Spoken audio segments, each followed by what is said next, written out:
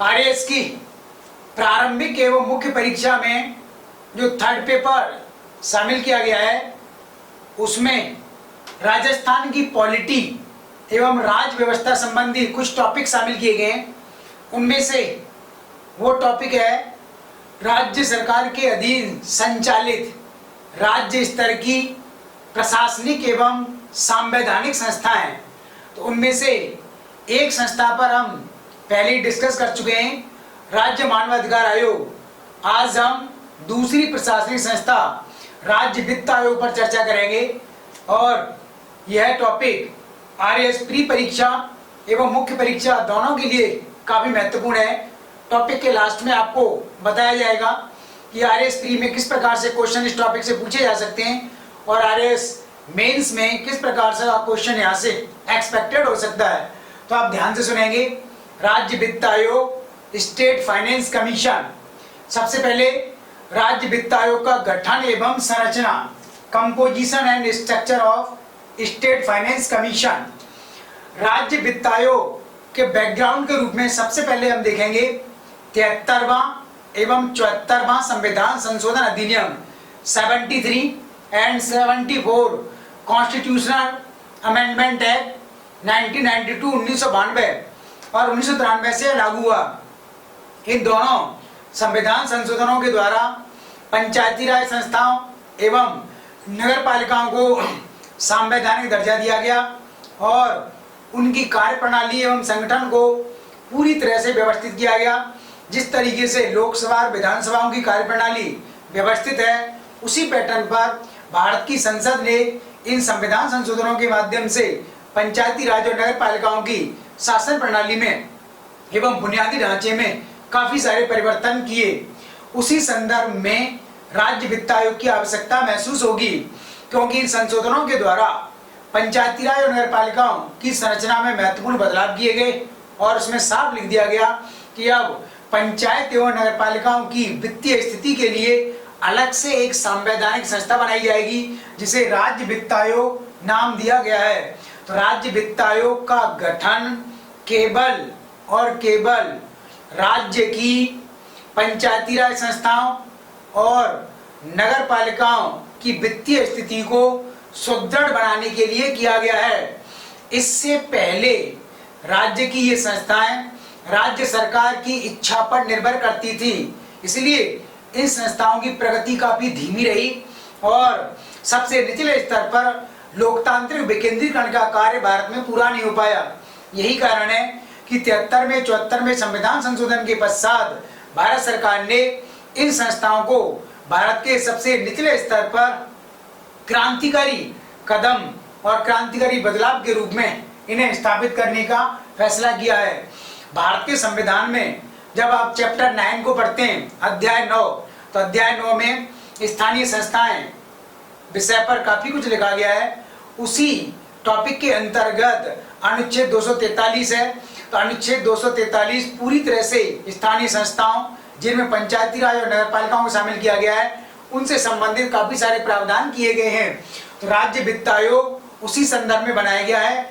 अनुच्छेद 243 आई एवं अनुच्छेद 243 वाई जो क्लॉज इसमें शामिल किए गए हैं इन संविधान संशोधनों के द्वारा, उसमें राज्य वित्त आयोग की संरचना, कार्यप्रणाली, उद्देश्य और इसकी प्रासंगिकता को रेखांकित किया गया है। तो अभी तक आपने ये पढ़ा कि राज्य वित्त आयोग का गठन क्यों किया गया है और राज्य वित्त आयोग की आवश्यकता हमें क्यों महसूस हुई, क्योंकि जब तक राज्य वित्त आयोग नहीं था तब तक स्थानीय संस्थाएं पूरी तरह से राज्यों के अधीन संचालित थी और राज्यों ने इनका हमेशा दुरुपयोग किया। कभी भी इनकी वित्तीय स्थिति को राज्यों ने केयर नहीं किया, नहीं संभाला। इसलिए संस्थाएं ग्रामीण स्तर पर और शहरी जीवन में महत्वपूर्ण भूमिका अदा नहीं कर सकी। इसलिए भारत की संसद ने इन्हें संवैधानिक दर्जा दे करके भारत के केंद्रीय वित्त आयोग के समान राज्य वित्त आयोग के गठन का रास्ता निकाला और तब भारत के सभी राज्यों को भारत सरकार ने कहा कि आप इस संविधान संशोधन के अधीन पंचायत और नगर पालिकाओं की वित्तीय स्थिति को सुदृढ़ बनाने के लिए अलग से राज्य वित्त आयोग गठित कीजिए। उसी प्रक्रिया में राज्य वित्त आयोग हमारे सामने आया। तो राजस्थान का पहला राज्य वित्त आयोग 1994 में गठित किया गया और 1995 से इसने कार्य करना शुरू किया। तो ये राज्य वित्त आयोग प्रत्येक 5 वर्ष के पश्चात गठित किए जाते हैं। तो पहला वित्त आयोग 1995 से 2000 तक कार्य करेगा, फिर इसके पश्चात आप 5-5 वर्ष इसमें जोड़ते जाएंगे और वर्तमान तक 5वें वित्त आयोग तक आप पहुंच जाएंगे। अब हम वित्त आयोग का कंपोजिशन, संरचना और इससे संबंधित विभिन्न प्रकार के पक्षों पर डिस्कस करेंगे। राज्य वित्त आयोग की संरचना। राज्य वित्त आयोग में एक अध्यक्ष और 4 सदस्य होने चाहिए। यह इस संवैधानिक संशोधन के माध्यम से लिखा गया है, लेकिन राज्यों ने इस संबंध में अपनी असमर्थता व्यक्त की और उन्होंने इसमें व्यावहारिक रूप में एक अध्यक्ष और सामान्यतः 1 या 2 सदस्यों की नियुक्ति का प्रावधान ही शामिल किया, क्योंकि 4 सदस्यों को शामिल करने से राज्य सरकार पर इसका वित्तीय भार अधिक होता है। इसलिए सरकारों ने सामान्यतः 4 सदस्यों की नियुक्ति का प्रावधान स्वीकार नहीं किया और वर्तमान में इसमें एक अध्यक्ष है और एक मेंबर है, एक सदस्य है और एक सदस्य सचिव, मेंबर सेक्रेटरी अलग से शामिल किया जाता है। तो एक अध्यक्ष और एक सदस्य वर्तमान में है। इनकी नियुक्ति कैसे की जाती है? यानी राज्य वित्त आयोग अध्यक्ष सदस्यों की नियुक्ति राज्य के राज्यपाल द्वारा की जाती है। राज्य का राज्यपाल इनकी नियुक्ति किस आधार पर करता है? इसके लिए राज्य सरकार एडवाइस देती है, रिकमेंड करती है। तो राज्य सरकार की सलाह या परामर्श पर ही राज्यपाल किसी व्यक्ति को राज्य वित्त आयोग का अध्यक्ष और किसी अन्य व्यक्ति को उस वित्त आयोग का सदस्य नियुक्त करते हैं। राज्यपाल अपने विवेक से यह कार्य नहीं कर सकते। राज्यपाल पूरी तरह से राज्य सरकार की एडवाइस से बंधे हुए हैं। अब राज्य सरकार किस व्यक्ति को राज्य वित्त आयोग का अध्यक्ष या सदस्य बनाने का रिकमेंड करेगा, सिफारिश करेगा राज्यपाल से? इस संबंध में संविधान में जो लिखा हुआ है, राज्य की सरकारें उसका अनुपालन नहीं करती हैं। संविधान में तो ये लिखा गया है कि राज्य वित्त आयोग का अध्यक्ष बनने के लिए न्यायिक प्रक्रिया और न्यायिक मामलों का जानकार होना चाहिए और उसे कम से कम राज्य उच्च न्यायालय का रिटायर्ड चीफ जस्टिस होना चाहिए।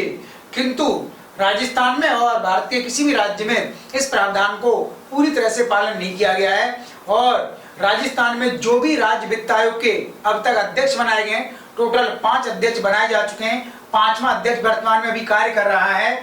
तो आप देखेंगे इनमें से कोई भी अध्यक्ष राज्य न्यायिक प्रक्रिया का कभी भी हिस्सा नहीं रहा और राज्य वित्त आयोग का अध्यक्ष का डिसीजन हमेशा राजनीतिक आधार पर किया गया है। तो संविधान में जो योग्यताएं बताई गई हैं, वैसी योग्यताएं व्यवहार में राज्य सरकारों द्वारा लागू नहीं की जाती हैं।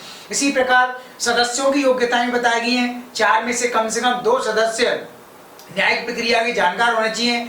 एक सदस्य राज्य सरकार के लेखाओं का ज्ञाता हो, दूसरा सदस्य आर्थिक मामलों का जानकार होना चाहिए। तो ये सैद्धांतिक विषय है, व्यवहार में ऐसा हो ये जरूरी नहीं है। तो इसलिए इनकी योग्यताएं, सेवा शर्तें पूरी तरह से संविधान में लिखी हुई हैं, लेकिन राज्य सरकारों को विशेषाधिकार मिला हुआ है। राज्य सरकारें इनमें अपनी तरफ से कुछ बदलाव कर सकती हैं और राज्यों ने इसके अनुरूप काफी सारे बदलाव किए हैं। राज्य वित्त आयोग में अध्यक्ष और सदस्यों का कार्यकाल, ड्यूरेशन या term of the office of state finance commission क्या होता है? तो राज्य वित्त आयोग के अध्यक्ष सदस्यों का कार्यकाल सामान्यतः 5 वर्ष रखा जाता है, किंतु इसके लिए अधिकतम कार्यकाल का या अधिकतम आयु का कोई प्रावधान नहीं है। यानी 5 वर्ष की बात कही गई है, इसमें ऐसा कुछ भी नहीं कहा गया है कि 5 वर्ष के साथ 65 वर्ष होना चाहिए, 70 वर्ष होना चाहिए, ऐसा कुछ भी नहीं कहा गया है। इसी प्रकार राज्य वित्त आयोग का अध्यक्ष और सदस्य बनने के लिए न्यूनतम आयु का भी प्रावधान नहीं किया गया है। तो न्यूनतम आयु और अधिकतम एज की बात इसमें नहीं कही गई है। इसके पश्चात हम देखेंगे कि राज्य वित्त आयोग के अध्यक्ष सदस्यों को अपने पद से कैसे हटाया जा सकता है, क्यों हटाया जाता है और संविधान में उसके क्या ग्राउंड बने हुए हैं। तो वित्त आयोग के अध्यक्ष सदस्यों को अगर हमें उनके पद से हटाना है, रिमूव करना है, बर्खास्त करना है, तब इसके लिए संविधान में लिखा हुआ है कि उनके द्वारा संवैधानिक कर्तव्यों का समुचित रूप से अगर पालन नहीं किया जाता है, तब राज्य सरकार की सिफारिश पर राज्य का राज्यपाल अध्यक्ष सदस्यों को कभी भी बर्खास्त कर सकता है। तो अध्यक्ष और सदस्य राज्य सरकार की सिफारिश पर राज्यपाल द्वारा कभी भी हटाए जा सकते हैं और राज्य सरकार इस संबंध में सिफारिश करने से पहले उस अध्यक्ष सदस्य के खिलाफ यह प्रूव करती है कि आपने संवैधानिक दायित्वों के विपरीत कार्य किया है, संवैधानिक कर्तव्यों का उल्लंघन किया है। इसी आधार पर इनको हटाया जा सकता है। अब राज्य वित्त आयोग के कार्य क्या है, functions and power of state finance commission. तो राज्य वित्त आयोग के मुख्यतः 3 कार्य होते हैं। पहला कार्य होता है राज्यपाल को सिफारिश करना। किस बात की सिफारिश करना, यानी राज्य वित्त आयोग प्रत्येक वर्ष राज्य में पंचायती राज संस्थाओं और नगर निकायों की वित्तीय स्थिति को मजबूत बनाने के लिए राज्यपाल को सिफारिश करता है। राज्य वित्त आयोग राज्यपाल को यह बताता है कि राज्य में स्थानीय संस्थाओं को ज्यादा फाइनेंशियल सिक्योर और फाइनेंशियली स्ट्रॉन्ग कैसे बनाया जा सकता है, इस संबंध में निम्न प्रकार के कदम उठाए जाने चाहिए। तो राज्यपाल को यह एनुअल अपनी वार्षिक रिपोर्ट देता है और फिर राज्यपाल इसकी वार्षिक रिपोर्ट को राज्य विधानसभा में रखवाते हैं और फिर राज्य विधानसभा में इस पर डिस्कशन होता है। इसके पश्चात राज्य सरकार इसकी रिपोर्ट को स्वीकार करती है। तो पहला तो मुख्य कार्य इसका ये होता है। दूसरा कार्य होता है राज्य सरकार और स्थानीय संस्थाओं के मध्य राजस्व एवं करों के बंटवारे हेतु निश्चित मापदंडों सिद्धांतों का निर्धारण करना, यानी राज्य सरकार अपनी 1 साल की जीडीपी में से या अपने कुल आय में से उस वर्ष राज्य की स्थानीय संस्थाओं को कितना धन वित्तीय संसाधन उपलब्ध कराएगी, इस हेतु निश्चित फार्मूला या मापदंड राज्य वित्त आयोग द्वारा निर्धारित किया जाता है। उसी मापदंड के अनुरूप राज्य सरकार को अपने हिस्से में से वित्तीय संसाधन इन संस्थाओं के लिए हस्तांतरित करने होते हैं। तीसरा कार्य है भारत के वित्त आयोग को सिफारिश करना, यानी राज्य का वित्त आयोग पंचायती राज और नगरपालिकाओं की स्थिति को सुदृढ़ बनाने के लिए भारत के वित्त आयोग या केंद्रीय वित्त आयोग से भी सिफारिश कर सकता है और इस संबंध में भारत का वित्त आयोग इसकी सिफारिश को गंभीरता पूर्वक स्वीकार करता है और फिर भारत सरकार अपने हिस्से में से इन स्थानीय संस्थाओं के लिए वित्तीय संसाधन उपलब्ध कराती है। तो ये 3 मुख्य कार्य हैं राज्य वित्त आयोग के। इसके अलावा अगर उस राज्य का राज्यपाल चाहे तो वित्त आयोग को विभिन्न प्रकार के कार्य करने के लिए अधिकृत कर सकता है।